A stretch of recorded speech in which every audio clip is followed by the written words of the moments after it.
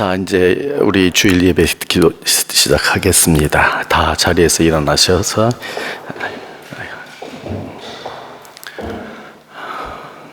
이제 기도하겠습니다.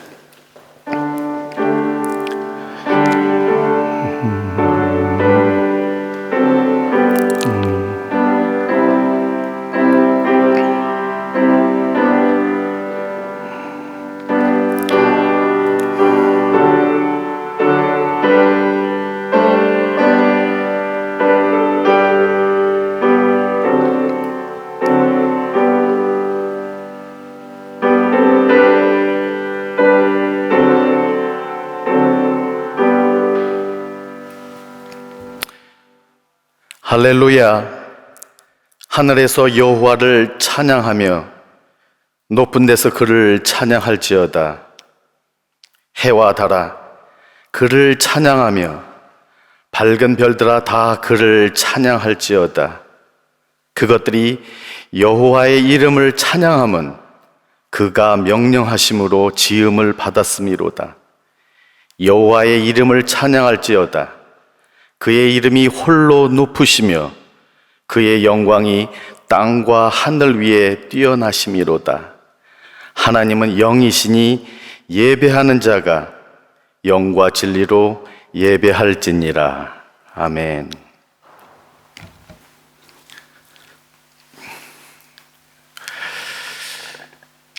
우리의 힘이 되신 하나님 아버지, 주님의 이름을 찬양합니다. 오늘도 우리를 사랑하셔서 십자가 은혜 앞으로 나아가 하나님 앞에 예배하게 하셔서 감사드립니다. 우리의 마음과 생각을 미혹하고 우리의 눈을 유혹했던 모든 것으로부터 자유하는 역사가 이 시간 있게 하여 주시옵소서. 오직 하나님의 말씀과 성령의 능력과 십자가 사랑의 은총이 우리 마음을 사로잡아 주시옵소서. 예수님 이름으로 기도드립니다. 아멘. 이 시간에는 하나님과 나만이 아는 죄를 침묵 가운데 고백하도록 하겠습니다.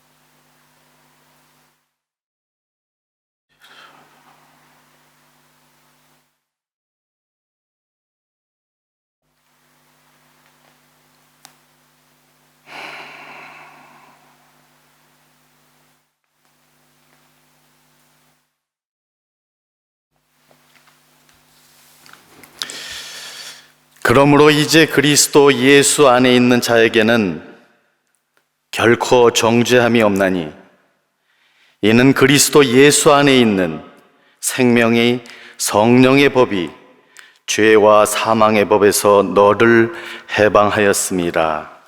아멘. 이제 사도신경으로 우리의 신앙을 고백하겠습니다. 나는 전능하신 하나님 아버지, 천지의 창조주를 믿습니다. 나는 그의 유일하신 아들 우리 주 예수 그리스도를 믿습니다. 그는 성령으로 잉태되어 동정녀 마리아에게 나시고 본디오 빌라도에게 고난을 받아 십자가에 못 박혀 죽으시고 장사된 지 사흘 만에 죽은 자 가운데서 다시 살아나셨으며 하늘에 오르시어 전능하신 아버지 하나님 우편에 앉아 계시다가 거기로부터 살아있는 자와 죽은 자를 심판하러 오십니다. 나는 성령을 믿으며 거룩한 공교회와 성도의 교제와 죄를 용서받는 것과 몸의 부활과 영생을 믿습니다. 아멘. 모두 자리에 앉아주시기 바랍니다. 다음은 찬양이 있은 후에 그 기도에 윤영호 집사님께서 하시겠습니다.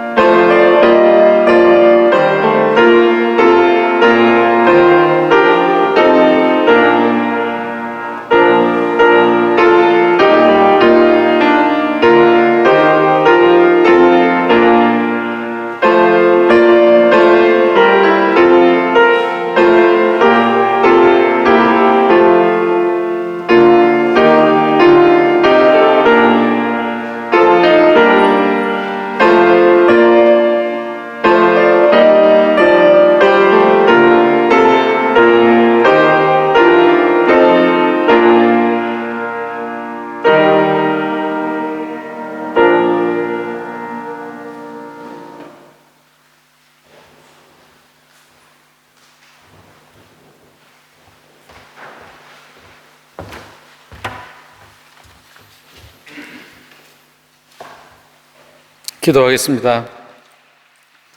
하나님 아버지, 아름다운 교회에 오늘 이 자리에 모여 주일 예배를 드릴 수 있음에 감사드립니다. 고개를 들어 교회의 높은 천장을 올려다봅니다. 그리고 교회 정면에 레오나르도 다빈치의 최후의 만찬을 쳐다봅니다. 예배가 그리워서 유튜브를 통해 찬양을 찾아보기도 했습니다. 이곳 예배당에서 울려 퍼졌던 은혜로운 찬양을 듣는 것이 제일 좋았습니다. 코로나 바이러스로 인해 올 수 없었던 예배당이 어찌나 아름답게 보였는지 모릅니다. 우리는 지난 1년간 코로나 바이러스라는 숲속을 헤쳐나왔습니다. 그 과정에서 우리의 팔에, 다리에, 그리고 마음에 크고 작은 상처도 입었습니다.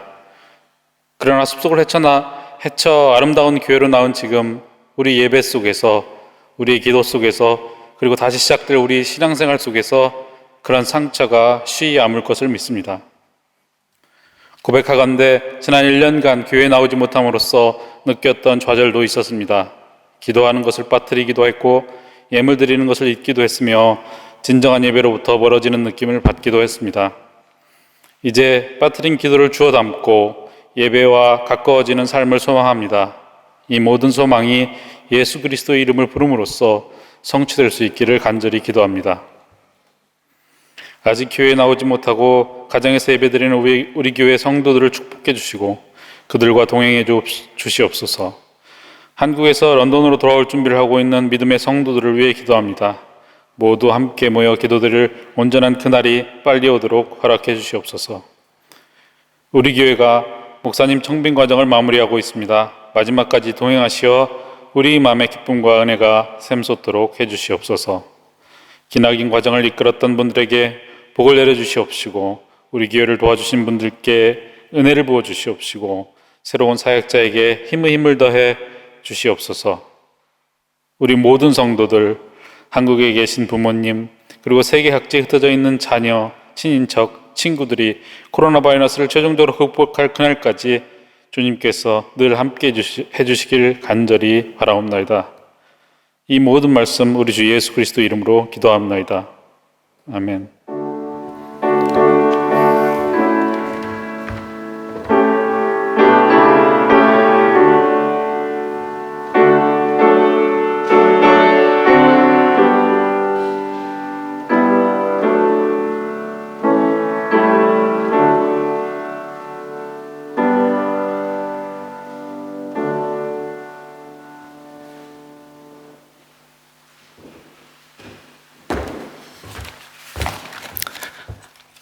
다음은 교회 소식 올리겠습니다. 첫째로 오늘 말씀은 유병헌 목사님께서 선포하십니다. 둘째로 청빙에 관한 소식을 올려드리겠습니다. 어제 청빙위에서 두 분 최종 후보자 중에서 한영성 목사님으로 최종 결정을 했습니다. 많은 기도 속에서 주님이 주신 이 결정을 청빙위에 잘 순종하고 따랐습니다. 후속 남은 일정은 교회 전용 게시판에 상세히 올리겠습니다. 지금까지 간절히 기도하시고 지켜보신 성도님들 감사드리고 또 무엇보다도 주님께서 이렇게 인도하심에 더욱 감사를 드립니다. 그리고 오늘 저녁 각 부서장 연석회의가 있습니다. 많이들 참여하셔서 우리 교회의 일을 서로 의논하고 앞으로의 계획을 잘 세웠으면 합니다. 다음 성경 봉독에는 김하연 집사님께서 하시겠습니다. 그 후 유병헌 목사님께서 주의 장막에 거할 자라는 제목으로 말씀 주시겠습니다.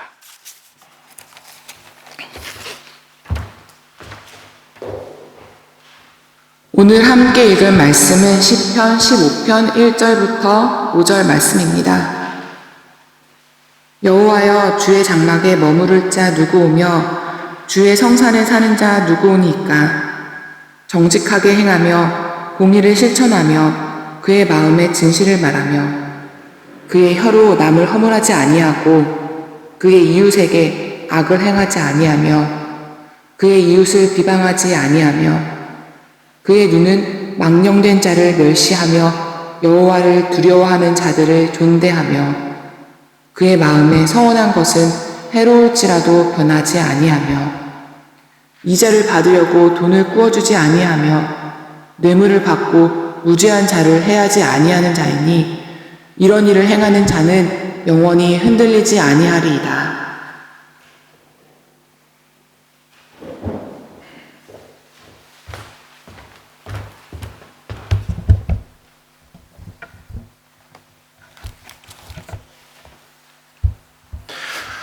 성경이 우리에게 알려준 인간에 대한 지식 가운데 가장 놀라운 점은 인간이 하나님의 형상으로 지음받았다는 사실이죠. 참, 이 기독교의 이러한 인간에 대한 높은 관점은 이 세상에 어떤 인간론보다도 참 고귀한, 존엄한 그런 관점이 아닐 수가 없습니다. 그리고 이 하나님의 형상이 가진 특징 중에 하나는 인격성이라는 거죠. 인격적인 존재라는 것입니다. 지정, 의를 가진 그 인격성.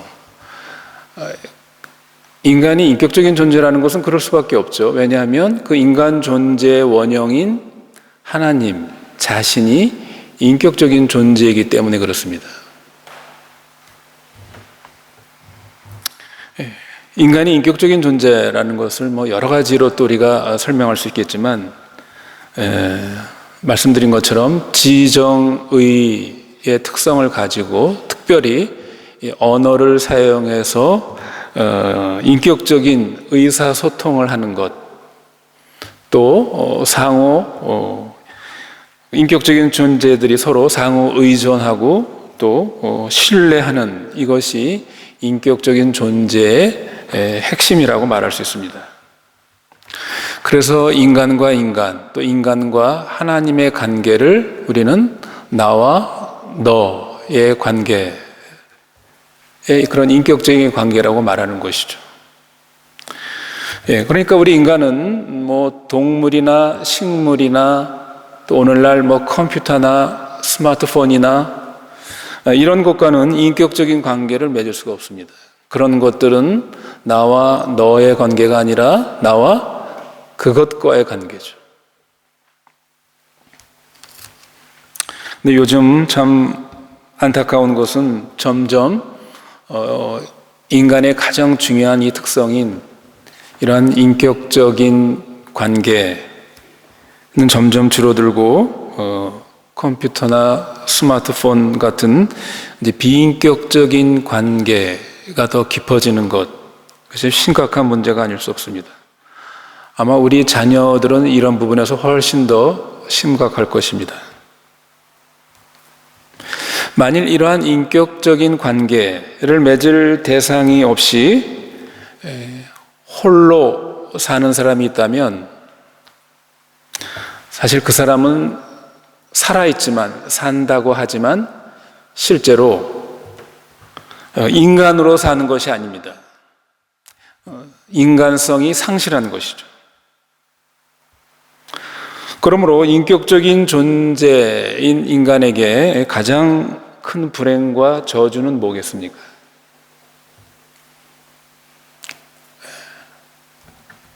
너가 없는, 인격적으로 관계하고 교제할 수 없는 홀로 있는 것, 이것이 인간에게는 가장 큰 불행이고 사실 비극입니다. 내가 너에게 말하고 또 그 너가 나에게 말해주고, 내가 사랑하고 또 나를 사랑하는 그런 인격적인 교제의 그런 파트너가 없다고 한다면 그 사람은 살아있으나 그 사람의 인간성은 사실은 죽은 것이죠. 저는 가끔 성경에서 지옥이 어떤 상태일까를 상상해 보곤 합니다. 여러분은 지옥이 어떤 곳이라고 여러분은 상상하십니까? 우리가 성경의 묘사를 보면 그 지옥은 뭐 불이 활활 타오르고 또 거기에는 구더기도 죽지 않는다, 뭐 이런 표현들이 있죠. 그러나 그것은 지옥에 대한 실제적인 묘사라기보다는 상징적인 묘사죠. 그러나 분명한 것은 지옥의 상태는 영원한 비참과 고통의 상태일 것입니다. 그러면 어떤 상태가 인간에게 가장 비참하고 고통의 상태일까? 그것이 지옥의 상태라고 한다면 인간에게 가장 고통스럽고 비참한 불행한 상태일까? 한번 상상해 보십시오. 예, 저는 그래서 이 지옥의 상태에 대해서 상상하면서 앞에서 말씀드린 것처럼 아마도 지옥은 영원히 홀로 있음이 아닐까. 그 지옥에 들어간 사람은 영원히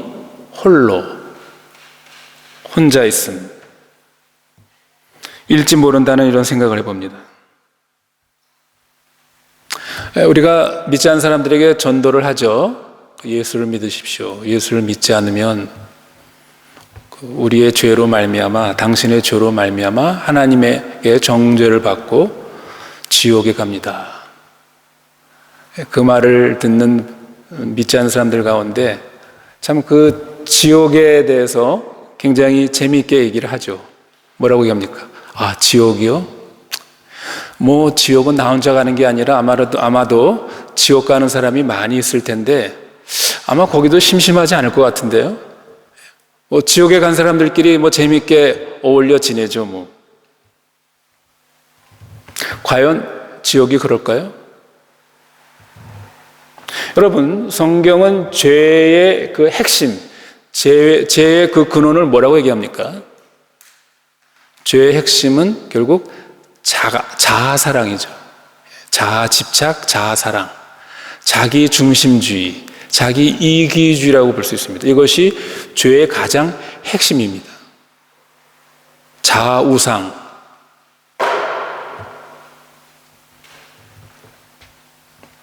그러므로 지옥은 상상해 보면 아무하고도 대화할 수 없고 사랑할 수 없고 사랑받을 수 없는, 영원히 자기를 사랑하면서 있는 곳, 나르시시즘이라고 그러죠. 그런 용어가 있습니다. 영원토록 자기를 사랑하면서 홀로 있는 것입니다. 그러나 그 상태는 인간 존재론으로 볼 때는 가장 비극적인 불행한 상태입니다. 왜 그렇습니까? 하나님께서 인간을 너와 나와의 인격적인 관계를 맺으면서 의사소통을 하고 서로 사랑하고 사랑을 받고 하는 그러한 인격적인 관계로 우리 인간을 지으셨기 때문입니다. 인간이 인격적인 존재로 인격적인 상호 의존과 신뢰 속에서 산다는 것이, 이게 우리는 너무나 이런 부분에서 익숙해서 당연한 것 같지만 이게 굉장히 중요한 것입니다. 가난아이가 세상에 태어나서 엄마에게 의존하죠. 그것부터 시작해서 가족들의 관계, 교회에서 우리 교우들과의 관계, 친구들의 우정, 우리 또 지역사회에서 우리 이웃들과의 관계, 또 국가 간에도 또 이런 신뢰를 바탕으로 해서 국제 여러 가지 이런 협상을 하고 협약을 하죠. 여기에 상호 신뢰성이 없다고 한다면 어떻게 되겠습니까? 그러면 그것은 개인 생활이나 사회 생활이 유지될 수 없을 것입니다. 그런데 우리가 범위를 좀 좁혀서 다른 사람과 인격적인 관계를 맺으며 살아갈 때 우리가 서로 상호 신뢰하고 상호 의존하면서 살지 못하고 오히려 갈등과 다툼 속에서 상호 신뢰 관계가 깨진다고 생각해 보십시오. 또 그런 일들이 흔히 우리에게서 일어나죠. 물론 거기에는 여러 가지 원인에 의해서 그런 문제들이 발생합니다.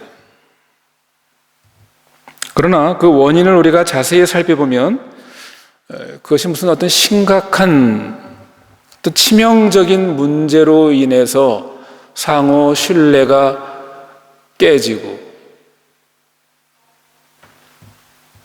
파괴되는 이런 것들이 아닙니다. 물론 그런 부분도 있을 수 있죠. 다시 말해서 서로에게 어떤 상당한 경제적인 손해를 입히거나 무슨 신체적인 큰 손상을 입혔다거나 그런 것으로 말미암아 상호 인격적인 관계가 깨진다기보다는 사실은 오늘 본문 말씀에도 있지만 말로 인해서 다른 사람과의 관계에서 관계가 깨지는 경우가 참 많이 있는 것입니다. 여러분 그렇지 않습니까? 여러분의 가족관계 혹은 교우관계, 친구관계, 이웃관계가 힘들어지는, 그래서 깨어진 경우를 한번 여러분 생각해 보십시오. 여러분에게 그런 경험이 있습니까? 상당 부분이 말에 의한 것이 있습니다. 많습니다. 즉 상대방을 비판하고 비방하고 험담하고 이간질하고 또 무슨 소문을 내고 가십, 이런 문제로 말미암아 상처를 주고받으면서 관계가 틀어지고 깨지는 경우가 참 많은 것입니다. 그런데 우리가 이 성경을 보면 하나님께서도 이 문제를 매우 심각하게 취급하고 있다는 것을 알게 됩니다. 여러분이 성경을 찾아보시면 다른 사람들에 대해서 특히 말로 짓는 죄가 얼마나 치명적인 죄의 항목에 해당되는지 그걸 보면 참 우리는 깜짝 놀라게 됩니다. 예를 들면 예수님은 마태복음 5장 산상수훈에서 이런 말씀을 하죠. 형제에 대해서 미련한 놈이다. 참 머저리 같은 놈. 하면서 그 형제를 무시하고 멸시하는 말을 하는 사람에 대해서 뭐라고 말씀하셨습니까? 지옥불에 들어간다. 형제에 대해서 참 미련한 놈 하고 무시하고 멸시하는 자들은 지옥불에 들어갈 것이다. 참 무서운 말입니다. 또 로마서 1장 29절 30절에도 수군수군하는 자, 비방하는 자, 이 같은 일을 행하는 자는 뭐에 해당된다고요? 사형에 해당된다. death penalty. 예? 뭐 사람을 죽이는 이것만이 아니라 다른 사람에 대해서 수군수군하고 비방하는 자, 사형에 해당된다. 고린도전서 6장 10절에도 하나님 나라를 유업으로 받지 못할 자, 못할 죄의 항목에 뭐가 들어가 있습니까? 후욕하는 자. 후욕한다는 게 뭡니까? 뒤에서 욕하고 다닌다는 것입니다. 그런 자는 뭐라고요? 하나님 나라를 유업으로 받지 못한다는 것이죠. 참 무서운 말씀이죠. 오늘 보면 우리 시편 15편에도 그런 문제를 다루고 있는 내용입니다. 이 짧은 시편 15편은 다윗이 하나님에게 질문을 하나 던지고 또 하나님께서 그것에 대해서 다윗에게 답변하는 이러한 형식을 취하고 있습니다. 그러나 이 간단한 내용과 다르게 이 시편이 말하고자 하는 의미는 결단코 가볍거나 간단하지 않습니다. 왜냐하면 1절의 질문이 가볍지 않기 때문입니다. 1절을 보십시오. 여호와여, 주의 장막에 유할 자 누구 오며 주의 성산에 거할 자 누구 오니까. 여러분, 이것을 우리가 신약적인 용어로 말한다면 이렇게 말할 수 있겠죠? 누가 하나님 나라에 들어가는 자입니까? 누가 구원을 받는 자입니까? 여러분, 이런 질문 아닐까요? 그런데 이런 다윗의 질문에 대해서 하나님께서 다윗의 입을 통해 주시는 답변이 2절로 5절의 답변이죠. 이 답변은 완전히 우리의 예상을 벗어나는 답변입니다. 왜냐하면 1절에서 주의 장막, 주의 성산에 거할 자 누구오니까 할 때 이 주의 장막과 주의 성산은 문자적으로 거룩한 장소인 성소, 성전, 그런 것을 의미하죠. 그리고 대개 성전, 성소에 들어간다. 들어갈 때 어떻게 합니까? 거기에 제사와 제물을 가지고 들어가는 것과 관련이 되어 있죠. 그러므로 누가 하나님 앞에 나가고 하나님을 예배하고 하나님과 교제할 수 있습니까? 한다면 그것은 우리가 그냥 일반적으로 자연스럽게 생각하면 하나님께 제물을 가지고 제사를 드리고 예배를 드리는 자라고 답할 수 있을 것입니다. 그것이 자연스러워 보입니다. 그러나 하나님의 답변이 2절로 5절에 보면 그렇게 되어 있지 않죠. 누가 하나님의 성전, 성소에 들어가는가? 제물을 가지고 들어가는 자가 아니라는 것이죠. 우리의 예상과는 전혀 다른 답변입니다. 이 2절로 5절은 우리의 일상생활에서의 우리의 삶과 매우 깊은 관련이 있는 그런 단어들, 내용들이죠. 그렇지 않습니까? 성도 여러분, 이것이 우리에게 의미하는 바는 참으로 놀랍습니다. 그러므로 이 2절로 5절의 답변을 보면 우리는 1절을 이렇게 바꾸어서 질문할 수도 있습니다. 주의 장막에 거할 사람은 어떤 생활을 하는 사람입니까? 다시 말하면 구원을 받은 사람, 하나님 나라에 들어갈 사람은 어떤 모습, 어떤 생활을 하는 사람입니까? 여러분, 우리에게 매우 무겁고도 두려운 질문이 아닙니까? 이것을 우리가 뒤집어서 말한다면 이 2절로 5절 같이 행하지 않는 자는 주의 장막에 주의 성산에 거하지 못한다 라는 의미가 될 수 있기 때문이죠. 성도 여러분, 오늘 이 시편 15편의 내용은 우리에게 주는 이 도전이 참으로 의미심장합니다. 우리는 흔히 예수 믿으면 구원받습니다. 그렇죠. 예수 믿으면 구원받습니다. 우린 믿음으로 주의 장막에 하나님 나라에 들어갑니다. 이 분명히 맞는 말입니다. 하지만 우리가 이 시편의 논리를 적용한다면 내가 그리스도를 진정으로 믿는 사람이냐,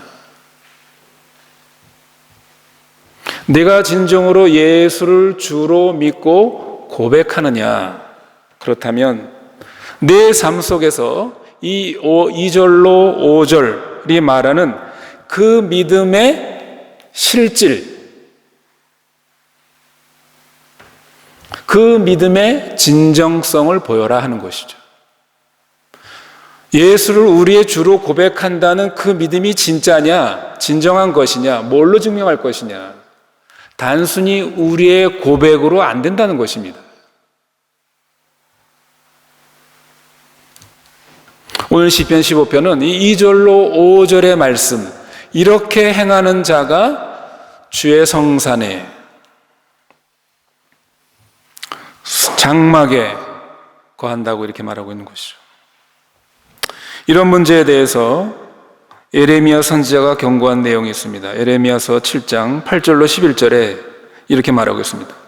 너희가 무익한 거짓말을 의뢰하는도다. 너희가 도적질하며 살인하며 간음하며 거짓 맹세하며 바알에게 분향하며 너희 알지 못하는 다른 신들을 좇으면서 내 이름으로 일컬음을 받는 이 집에 들어와서 내 앞에 서서 말하기를 뭐라고요? 우리가 구원을 얻었나이다 하느냐. 이 모든 가증한 일을 행하려 함이라. 이 집이 너희 눈에는 도적의 구렬로 보이느냐. 보라, 곧 내가 그것을 보았노라. 여호와의 말이니라. 이 말씀은 이스라엘의 멸망이 눈앞에 가까이 이르렀는데도 그것을 깨닫지 못하고 여전히 여호와의 전에 나와서 제물을 드리고 제사를 드리고 성회로 모이면 다 우리는 구원을 받았고 또한 우리는 하나님의 백성이다 라고 하는 것을 이 선지자 에레미야가 경고하고 있는 것입니다. 그러므로 오늘 우리는 우리 자신의 이 신앙의 모습을 항상 바르게 반성하고 스스로 우리들의 모습을 비판해 봐야 되겠습니다. 저는 이 시간에 특히 이 3절의 말씀을 중심으로 좀 같이 나누려고 합니다. 3절의 말씀을 보십시오. 그 혀로 참소치 아니하고 그 벗에게 행악지 아니하며 그 이웃을 회방치 아니하며. 여러분, 우리는 이 문제를 심각하게 생각해야 합니다. 왜냐하면 무엇보다도 먼저 이 주의 장막에 거하는 자의 모습과 삶의 한 항목으로 이 문제를 지금 거론하고 있기 때문입니다. 또한 우리가 앞에서 언급했듯이 우리의 인간관계가 갈등과 다툼으로 파괴되고 결국 공동체가 약화되는 요인들 가운데 특히 이 3절이 지목하고 있는 그 혀로 참소하고 벗에게 행악하고 그 이웃을 회방하는 이 문제 때문에 오는 것이 너무 많기 때문입니다. 특히 우리 한국 사람들의 인간관계의 갈등과 다툼, 그래서 관계가 파괴되는 문제는 말씀드린 것처럼 말과 관련된 비판이나 비방이나 험담, 뒤에서 수근수근, 이런 것들이 가장 큰 요소로 작용하는 경우가 많기 때문입니다. 이 문제는 한국 사람이 속한 어느 공동체든, 그것이 직장이든 혹은 동창 모임이든 학교든 한국인 교회도 예외가 아닙니다. 저희 모습은 어떻습니까? 3절의 말씀을 다시 보십시오. 여기 참소하는 자, 이웃을 회방하는 자, 이 두 개의 단어를 보십시오. 이 참소, 회방이라는 이 단어는 성경에 여러 군데에서 또 다른 이 용어를 다른 용어로도 많이 또 다양하게 표현이 되어 있습니다. 참소, 비방, 중상, 후욕, 수군수군, 험담, 헛된 말, 거짓 풍설, 이게 다 모두 비슷한 의미를 가지고 있습니다. 이 단어들이 담고 있는 이미지를 우리가 살펴보면 이 뭡니까? 이 모든 것이 뭡니까? 은밀히 뒤에서 사실이 아닌 것, 부정적으로, 비판적으로 이런 이미지를 내포하고 있죠. 여러분, 이러한 이미지를 가장 적나라하게, 아주 완벽하게 가진 존재가 있죠. 누굽니까? 바로 마귀죠. 마귀. 마귀는 정확하게 오늘 본문 3절이 묘사하고 있는 존재입니다. 그러므로 이런 일을 행하는 자는 하나님을 닮은 자가 아니라 누구를 닮은 것입니까? 마귀를 닮은 자입니다. 그래서 주의 장막에 거할 수 없다는 것입니다. 성경의 논리가 분명하죠. 명확합니다. 마귀의 이름이 헬라어로 디아볼로스라는 말이죠. 디아볼로스. 이 말이 참소하는 자, 회방하는 자라는 뜻입니다. 근데 여러분, 이 디아볼로스라는 이 단어를 분석해 보면 재밌습니다. 이 디아볼로스는 디아와 볼로스라는 두 단어의 합성어입니다.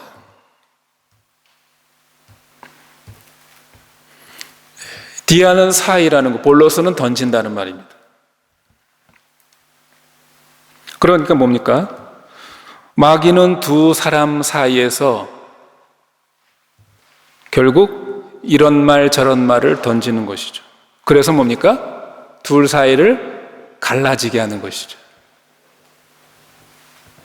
결국 두 사람 사이에 이간질을 하고 결국 두 사람 사이를 파괴시키는 존재라는 뜻이 바로 마귀의 뜻입니다. 마귀 이름의 뜻입니다.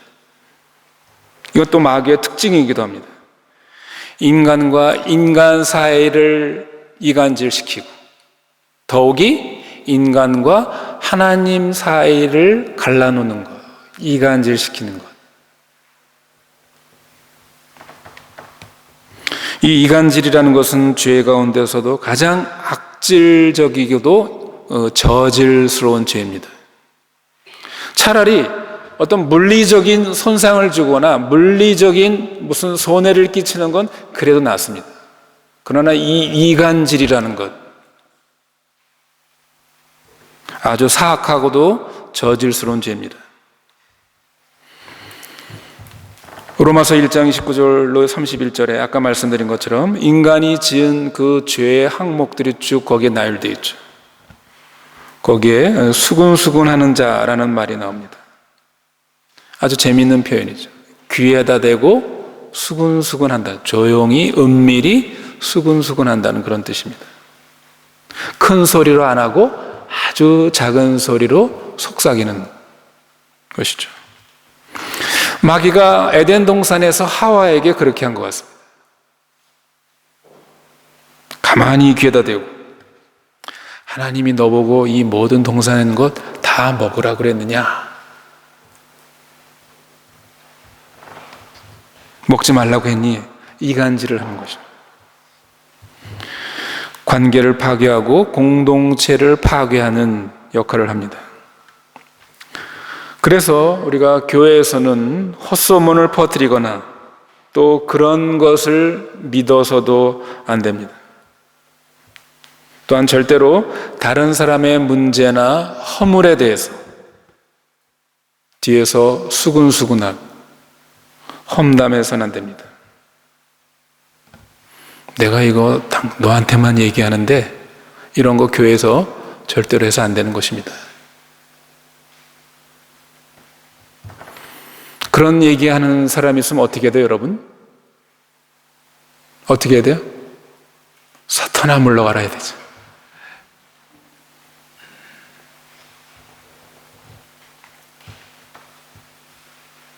그러니까 우리는 큰 소리로 할 수 있는 얘기만 해야 돼요. 큰 소리로 할 수 있는 얘기. 여러분이 수근수근 하고 싶은 내용이 있으면 큰 소리로 말하십시오. 여기 강대상에 나와서 마이크다 대고 큰 소리로 하십시오. 목사에 대해서, 장로에 대해서, 혹은 안수 집사에 대해서, 혹은 누구의 권사님 누구에 대해서 여러분 수근수근 하고 싶은 생각이 있으면 광고 시간에 나와서 큰 소리로 하십시오. 큰 소리로. 예, 광고가 있습니다. 그래서 여러분이 차라리 그게 낫습니다. 그렇게 하는 게. 뒤에서 은밀히 귀에다 대고 수근수근 하지 마십시오. 만일 여러분이 누군가를 비판하려고 한다면 다른 사람들에게 그 사람을 비방하고 험담하고 다니지 말고 당사자에게 직접 가서 말하십시오. 다른 사람에게 수근수근하고 비방하는 것은 결국에 어떻게 해서 보면 또 그 비방당하는, 험담당하는 사람한 귀에 들어오거든요. 예? 누가 이런 일을 했다. 그럼 어떻게 해요? 더 큰 상처를 받게 되는 것이죠. 관계가 파괴되는 것입니다.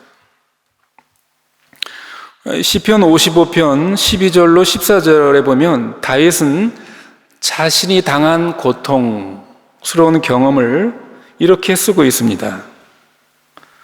나를 책망하는 자가 원수일진데, 나를 모욕하는 자입니다. 나를 모욕하는 자가 원수일진데 내가 참았으리라.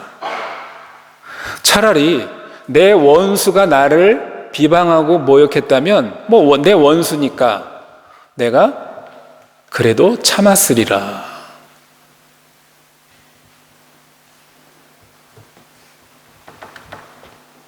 그런데 뭡니까? 거기에 그가 곧 너로다. 너가 누구라고요? 나의 동류, 나의 동무요, 나의 가까운 친구로다. 우리가 같이 재미롭게 의논하며 무리와 함께하여 하나님의 집안에서 다녔도다.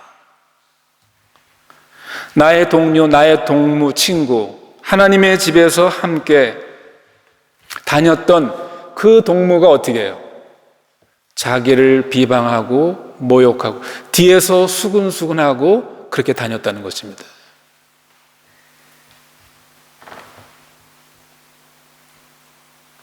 다윗은 이방 나라 원수가 아니라 하나님 집에서 함께 친교를 나누던 사람으로부터 비방과 수군거림에 견딜 수가 없었음을 고백합니다.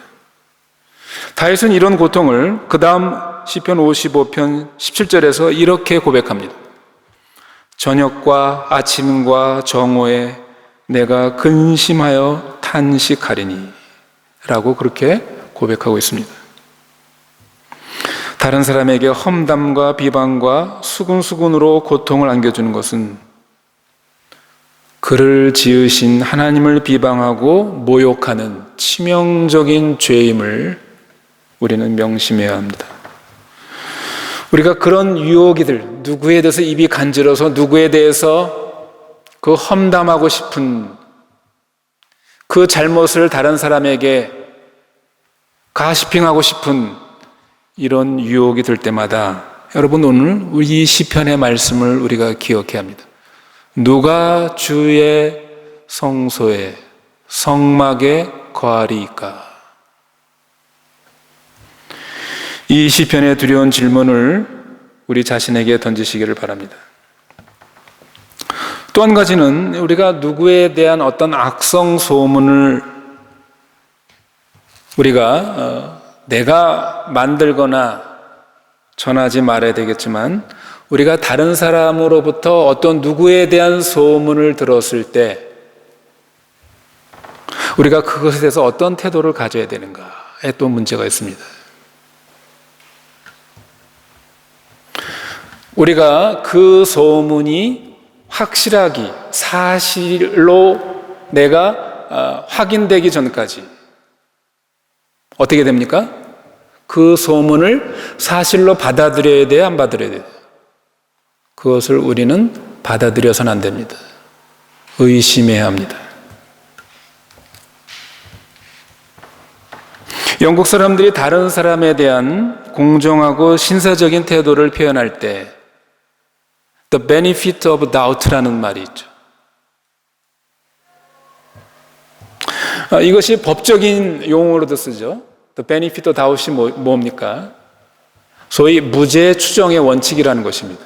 법정에서 피의자가 그 죄가 증거로, 확실한 증거로 확인되기 전까지는 무죄 추정의 원칙을 적용하는 것입니다. 이게 굉장히 중요하죠.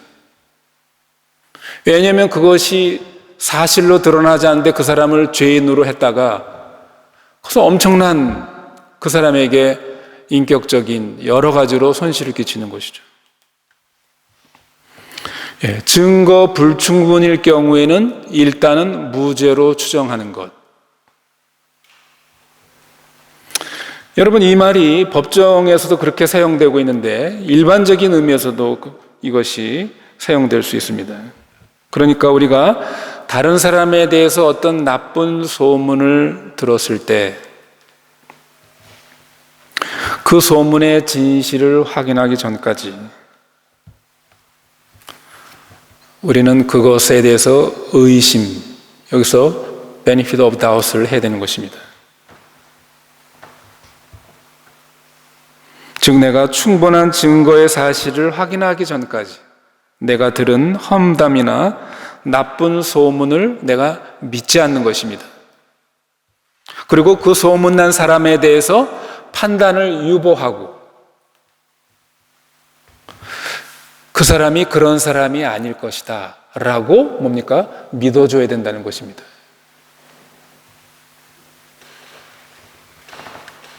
이것이 바로 다른 사람에 대한 신사적인 태도, 이런 원칙을 지켜줘야 합니다. 이것이 우리 그리스도인이 가져야 될 아주 중요한 태도입니다. 이 세상에서도 이런 용어를 써서 함부로 판단하는 것, 이것을 주의시키는다고 한다면 우리 그리스도인은 말할 것도 없는 것입니다.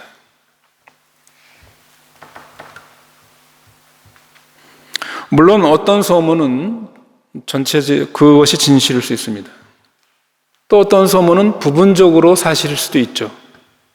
그러나 어떤 소문은 전혀 사실이 아니거나 전혀 다른 의미로 알려지는 경우들도 많이 있는 것이죠.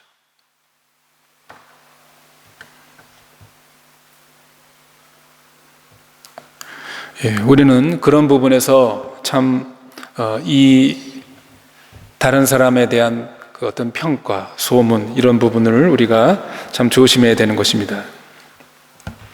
물론 그렇다고 해서 우리가 다른 사람에 대한 정당한 어떤 판단, 비판을 전혀 해서는 안 된다 그런 뜻은 아닙니다. 잘못된 것은 잘못된 것이라고 우리는 또 올바로 판별하고 비판할 수 있어야 됩니다. 그때는 우리가 또 침묵해서는 안 되는 것이죠. 우리 주님은 잘못된 것에 대해서 비판하지 말고 그저 침묵하고 있으라 라고 하시지 않았습니다. 주님의 산상수훈의 말씀 가운데서 거룩한 것을 개에게 주지 말고 진주를 돼지 앞에 던지지 말라고 그랬습니다. 다시 말해서 거룩한 것과 더러운 것을 구별할 수 있어야 합니다. 분별할 수 있어야 합니다. 그 차이를 우리는 비판할 수 있어야 합니다. 바울은 고린도서 13장에서도 이렇게 말하죠. 사랑은 불의를 기뻐하지 아니하고 진리와 함께 기뻐한다. 그러니까 우리가 누구를 비판해야 할 상황이라고 한다면 자신의 기준과 해석에서가 아니라 하나님의 분명하고 명백한 기준에 근거해서 비판하는 것임을 우리가 명심해야 되는 것입니다. 성도 여러분, 오늘 우리가 이 말씀을 다시 한번 깊이 우리의 일상의 삶 속에서 특히 다른 사람과의 관계, 특히 다른 사람에 대해서 우리가 평가할 때, 또 다른 사람에 대해서 어떤 얘기를 들었을 때 우리가 어떠한 태도를 가져야 되는가. 이것이 우리의 믿음, 심지어 우리의 구원과 관련이 있다라는 그런 심각한 의미로 우리는 생각해야 합니다. 진정으로 예수를 주로 믿고 고백하는 사람들의 태도는 다른 사람에 대해서, 특히 우리의 말에 대해서, 우리의 비판에 대해서 다른 사람을 판단하는 문제 속에서 우리가 어떠한 태도를 가져야 되는가, 이런 부분들을 오늘 이 말씀을 통해서 우리가 다시 한번 깊이 우리 자신의 그 말, 언어들을 반성하고 회개하는 저희가 되어야 되겠습니다. 함께 기도하겠습니다. 거룩하시며 자비로우신 하나님, 저희를 하나님의 형상으로 지어주시고 또 인격적인 존재가 되어서 우리의 언어를 통하여 의사소통을 하며 또 사랑의 관계를 맺으며 사는 그러한 놀라운 존재로 저희들을 만들어 주신 것 감사를 드렸나이다. 그러나 하나님께서 우리에게 주신 놀라운 이 말의 능력, 인격적인 이 놀라운 축복을 오히려 형제를 함부로 판단하고 비판하고 비방하여 형제의 마음에 상처를 주고 고통을 주는 그러한 우리의 여러 가지 연약과 부족을 생각할 때 참으로 부끄럽고 주님 앞에 죄송함을 고백하옵나이다. 주님, 우리의 입술에 파수꾼을 세워주셔서 주님, 우리가 하는 말이 다른 사람을 격려하고 위로하며 생명의 말, 진리의 말이 되게 하여 주시고 사랑의 말이 되어서 설령 상대방의 유익을 위해서 우리가 진리를 말하고 진실을 말하고 비판적인 말을 한다 할지라도 사랑으로 말할 수 있는 그런 저희들이 되게 하여 주시옵소서. 예수님 이름으로 기도드리옵나이다. 아멘.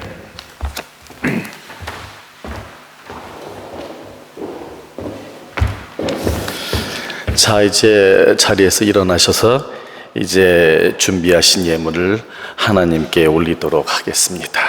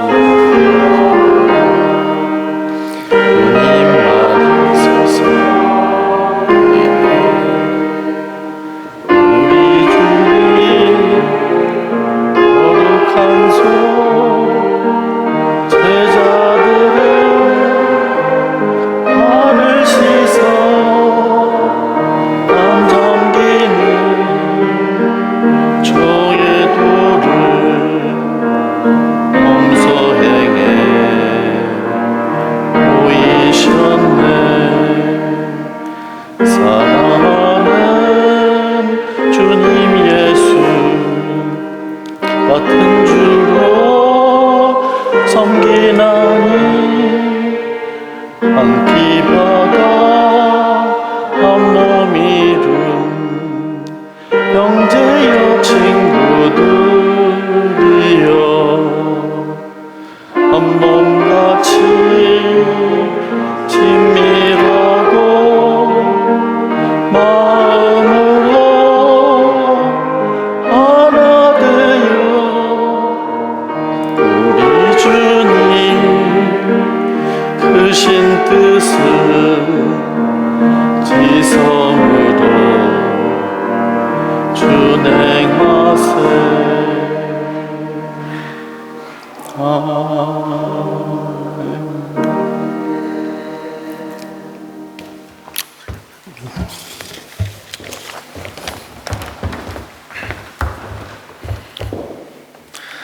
자기 아들을 아끼지 아니하시고 우리를 위하여 내어 주신 주님, 또 우리가 이 땅에 살면서 필요한 모든 필요들을 공급해 주시는 자비로우시고 관대하신 하나님께 감사와 찬송을 드리옵나이다.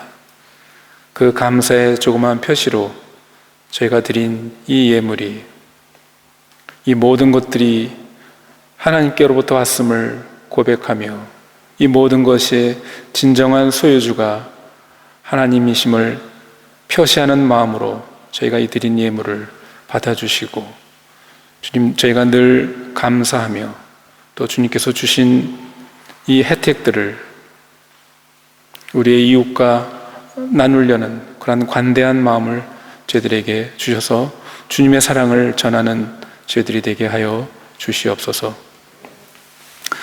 이제는 우리 주 예수 그리스도의 은혜와 하나님 아버지의 무한하신 사랑과 성령님의 교통하시며 인도하심이,